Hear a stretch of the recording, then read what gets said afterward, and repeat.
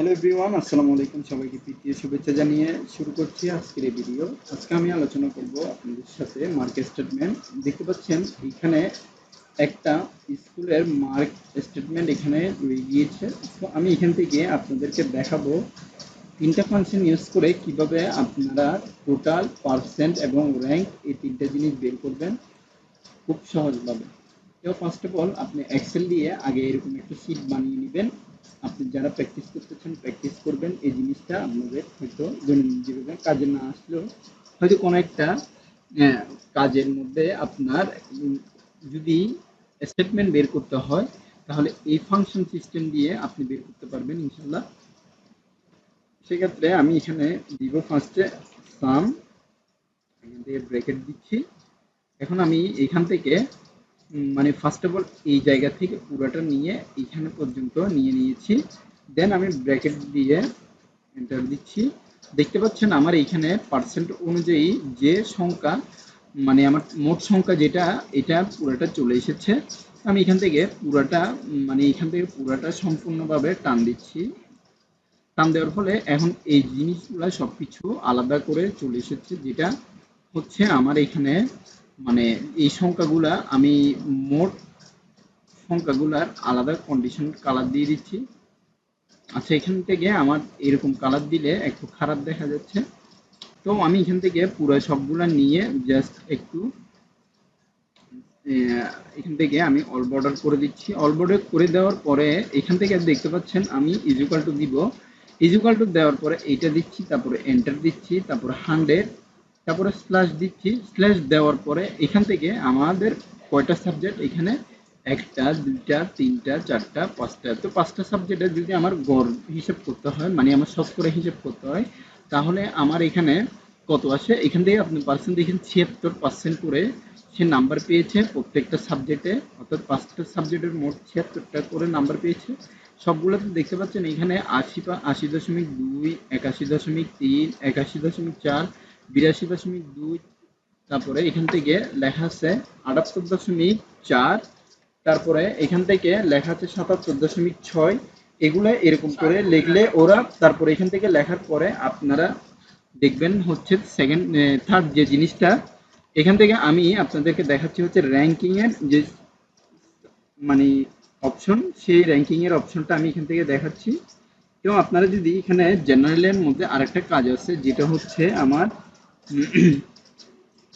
ফার্স্টে এই সংখ্যা থেকে আমি যখন মানে নাম্বারগুলো বের করব, বের করার পরে আমার এখানে আমি এটা টান দিয়েছি। তো তার মধ্যে এখান থেকে আবার আমার আরেকটা কাজ হচ্ছে, আমি যাব হচ্ছে আপনার এই যাব এখন এটা এগুলো আমি সবগুলো কপি করব। কপি করার পরে আমি এখান থেকে যাব হচ্ছে জেনারেলে, হোম থেকে জেনারেলে। জেনারেলে গেলেও হবে আবার না গেলেও এই যে এই জায়গা আছে, এই জায়গা থেকে নাম্বারের পাশে যে বেল আইকন আছে ওইখান থেকে আপনি যাবেন কাস্টমসে। কাস্টমে যাওয়ার পরে এখান থেকে আপনি দেখছেন সেকেন্ড কলামে একটা এখানে 00 দেওয়ানো, 0.00 দেওয়ানো এই সংখ্যা রয়েছে। তো আপনি যদি এখান থেকে একটা স্ল্যাশ দেন, অর্থাৎ স্ল্যাশ দেওয়ার পরে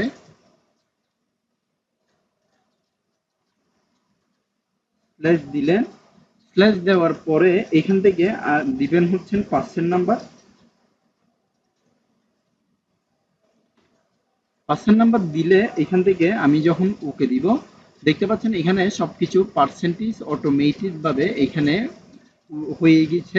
তারপরে এবার আমার হচ্ছে র্যাঙ্ক বের করা। তো র্যাঙ্ক বের করার জন্য আমার ফার্স্ট অফ অল এখান থেকে মানে আমার এখান থেকে আমি কন্ডিশন ইউজ করব হচ্ছে র্যাঙ্কিং। তো এখানে আমি দিব ইকুয়াল টু দেন র্যাঙ্ক লিখব। র্যাঙ্ক লেখার পরে আমি ফার্স্ট ব্র্যাকেট ওপেন করব। ফার্স্ট ব্র্যাকেট ওপেন করার পরে এখান থেকে আপনারা দেখতে পাচ্ছেন আমার এখানে যে শীটের এই জায়গাটা ফার্স্ট অফ অল এখানে প্রেস করতে হবে। প্রেস করার পরে আমি এখানে কমা দিব। তারপরে এখন আবার সেম জায়গা থেকে পুরাটা নিয়ে ফেলবো। পুরাটা নেওয়ার পরে আমার এখানে কিবোর্ডের মধ্যে F4 দিয়ে আমি লক করে দেব। লক করে দিয়ে ব্র্যাকেট দিয়ে ক্লোজ দেব। তারপর আমি যখন এন্টার দেব দেখতে পাচ্ছেন আমার র্যাঙ্কিংটা চলে এসেছে। তো আমি এখান থেকে এটা পুরাটা টান দিচ্ছি। আপনি এখানে দেখতে পাচ্ছেন এই জায়গা থেকে আমার পুরাপুরি ভাবে র্যাঙ্কিংটা শো আপ করছে।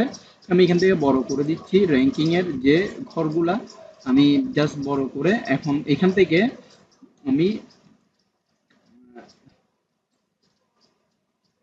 এই জায়গা থেকে আমি দিয়ে এখন এটা দিব, দেওয়ার পরে এটা দিব, এটা দিয়ে এখান থেকে আমি জাস্ট একটু বড় করলে করব। তো এখান থেকে আপনি দেখতে পাচ্ছেন যদি কালার শেডিং গুলা আমি এখান থেকে চেঞ্জ করে দিই, মানে আমি বোল্ড করার পরও এখান থেকে আলাদা আলাদা কালার দিই। এখান থেকে আমি সাদা কালার দিচ্ছি,